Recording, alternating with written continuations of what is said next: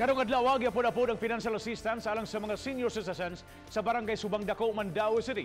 Apan adunay pipila kanilang nga mihangyo nga dili sila personal nga mukuha silang financial assistance gumikan sa kahimtang silang panglawas. Atong sayran nga pinaagi sa report ni Chona Carion. Ang 79 anyos nga si Custodia Colina dili makalakaw kun way mag-agak kaniya. Gawas nga maglisod siya paglakaw, dili na usab siya makakita. Sa miaging semana, giatake siya sa kasing-kasing. Apan bisan pa man niini, nangunay siya pag-claim sa iyang 2,000 pesos nga financial assistance. Pasalamat ko sa Ginoo nga akong katabang na ako kay palitong tampal. Samtang gasungkod na og kinahanglang agakon si Epifania Dominguez, 86 anyos, tungod kay maglisod na siya paglakaw.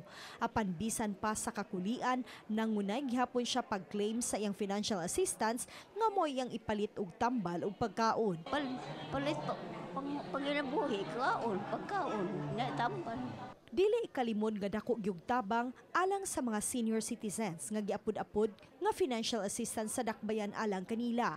6,000 pesos ang madawat sa mga senior citizens sa Mandaue City matag tuig. Apan hangyo lang unta ni Manang Custodia og Epifania nga adto na lang unta sa ilang panimay ihatod o baka i-claim sa ilang paryente ang ilang financial assistance gumikan sa gipamati sa ilang lawas. Kay masakit mo kay akong paa. Akong batang suol kayo.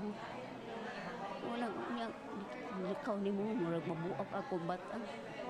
Murag mabuak niya ka na kuntuhod, murag mabali.